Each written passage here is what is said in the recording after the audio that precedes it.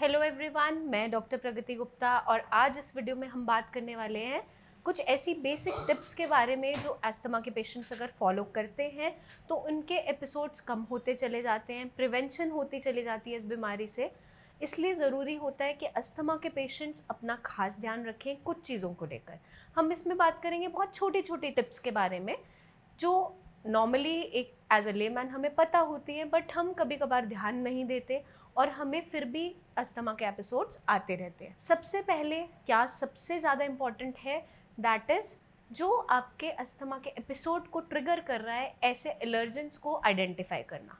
बहुत सारे एलर्जेंस मतलब कि जिस चीज़ों से आपको एलर्जी कॉज हो रही है, आपका एपिसोड इनिशिएट हो रहा है, अचानक से हो रहा है, वो एलर्जेंस हैं। एलर्जन कुछ भी हो सकता है, कोई स्पेसिफिक फूड आइटम हो सकता है, कोई ऐसी ठंडी चीज़, खट्टी चीज़ जिससे आपने नोटिस किया हो स्पेशली आपको खाने के बाद मुझे अस्थमा का एपिसोड ट्रिगर कर जाता है, या फिर अचानक से कोई ऐसा कोल्ड डैम्प वेदर जिसकी वजह से आपको एग्रेवेशन देखने को मिलता है, फ्रैग्रेंस जिसकी वजह से हमें एपिसोड एग्रेवेट हो जाता है।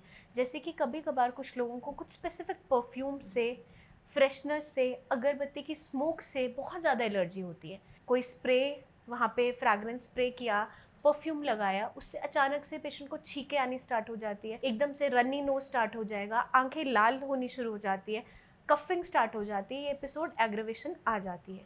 फूड एलर्जीज होती हैं जो एग्रेवेशन ला देती है। तो बहुत सारे एलर्जेंस हैं, बहुत सारी चीज़ें हैं जिससे हमें अस्थमा के एपिसोड्स ट्रिगर कर जाते हैं। हमें सबसे पहले ज़रूरी क्या है, उसको आइडेंटिफाई करना, क्योंकि हर एक पेशेंट में एलर्जन अलग होता है। कभी कभार किसी को हो सकता है किसी स्पेसिफिक फ्रैग्रेंस से एलर्जी हो, कभी कभार हो सकता है पेशेंट को किसी स्मोक से एलर्जी है या किसी फूड आइटम से एलर्जी है। तो हमें आइडेंटिफाई करना ज़रूरी हो जाता है। हमें उन एलर्जेंस को अपने सराउंडिंग में से रिमूव करना इंपॉर्टेंट हो जाता है, क्योंकि उन्हीं की वजह से हमारा एपिसोड ट्रिगर हो रहा होता है। कभी कभार कुछ लोगों में अगर पानी हम अच्छे से नहीं पी रहे हैं तो भी अस्थमा के एपिसोड्स बहुत ज़्यादा ट्रिगर होते चले जाते हैं। जितना अच्छे से हम हाइड्रेटेड रहते हैं, गुनगुना पानी पी रहे हैं या नॉर्मल वाटर भी पी रहे हैं, बट एक ऑप्टिमम अमाउंट में अपनी बॉडी को अच्छे से हाइड्रेटेड रख रहे हैं, तो उससे क्या हमें बेनिफिट देखने को मिलता है कि म्यूकस जो थिक हो रहा है उसकी थिनिंग होनी स्टार्ट हो जाती है और हमारे एपिसोड्स कम होते चले जाते हैं।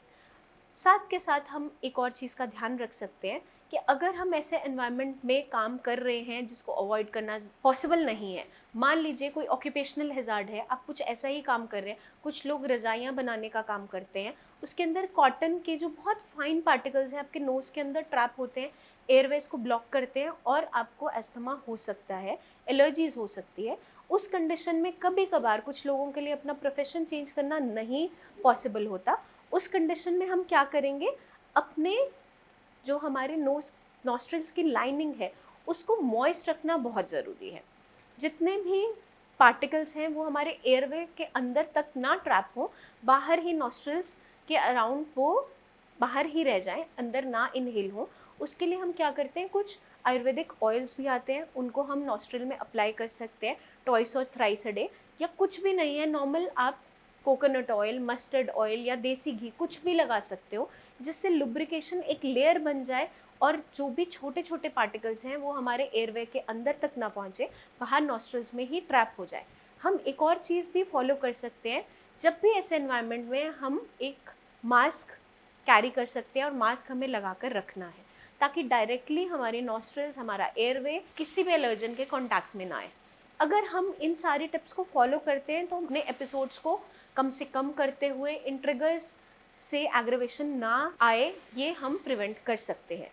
कभी कभार कुछ ऐसे स्पाइसेस हैं जिससे लोगों को एलर्जीज होती है, जैसे अचानक से ब्लैक पेपर हम स्प्रिंकल करते हैं, फॉर एग्जांपल किसी फूड आइटम पे या सैलेड पे, फ्रूट्स पे आपने स्प्रिंकल किया, जैसे ही वो पार्टिकल अचानक से थोड़ा सा भी उड़ा, आपके नॉस्ट्रल में ट्रैप हुआ, उससे भी पेशेंट्स को कईयों को छींकें आनी स्टार्ट हो जाती है, इरिटेशन होने लग जाती है।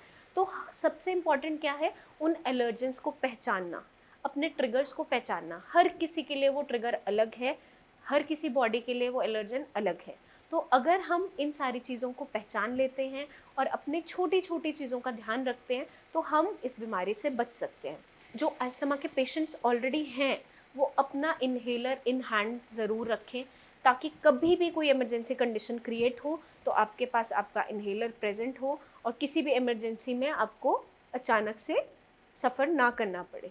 तो अगर हम ये सारी की सारी टिप्स को डेली लाइफ में फॉलो करते हैं, जो कि बहुत छोटी छोटी मामूली टिप्स हैं जो हमें मोस्टली पता होती है, बट हम कभी कभार नेग्लेक्ट कर जाते हैं, नज़रअंदाज कर जाते हैं, अगर हम इनको ऑप्ट करते हैं डेली लाइफ में तो हम अपने एपिसोड्स को कम कर सकते हैं। साथ के साथ एक एक्टिव लाइफस्टाइल में रहना बहुत इंपॉर्टेंट है। अगर हम डेली प्राणायाम करते हैं, एरोबिक एक्सरसाइजेस करते हैं, डीप ब्रीदिंग करते हैं, तो हमारे लंग्स तक ऑक्सीजन का फ्लो अच्छा जाता है और हमारे लंग्स में जो कॉन्स्ट्रिक्शन हो रही है, जो हमारे एयर पैसेज के अंदर नैरोइंग हो रही है, वहाँ पर वो डायलेट होना स्टार्ट हो जाता है।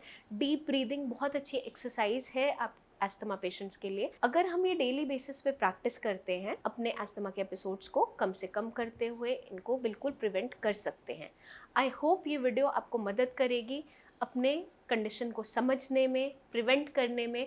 आपके माइंड में कोई भी डाउट्स हो अपनी कंडीशन को लेकर, अपने किसी भी सिम्टम को लेकर, तो नीचे दिए हुए नंबर पर आप हमें कॉल करके हमसे बात भी कर सकते हैं, या कमेंट सेक्शन में कमेंट भी कर सकते हैं, या पर्सनली आप मुझसे आकर क्लिनिक पे अपॉइंटमेंट भी ले सकते हैं, क्योंकि हम पहले हिस्ट्री लेते हैं पेशेंट की कि हुआ, इनिशिएट कैसे हुआ, ये बीमारी स्टार्ट कहाँ से हुई, रूट कॉज क्या रहा, क्योंकि जब तक हम रूट कॉज पे वर्क नहीं करते बीमारी कोई भी जड़ से ख़त्म नहीं होती।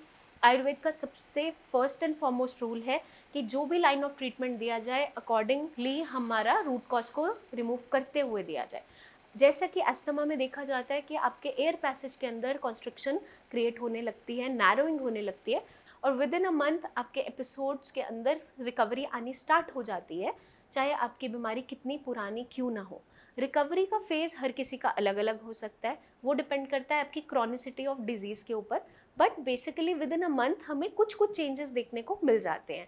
जल्दी ही मिलेंगे हम नेक्स्ट वीडियोस में, जिसमें हम लेकर आएंगे बहुत सी ऐसी टिप्स जो हेल्प करेंगे आपको इस बीमारी को प्रिवेंट करने में। स्पेशली रिगार्डिंग डाइट हम डिस्कस करेंगे, क्या हमें खाना है, क्या हमें अवॉइड करना है, इन डिटेल हम नेक्स्ट वीडियो में डिस्कस करने वाले हैं।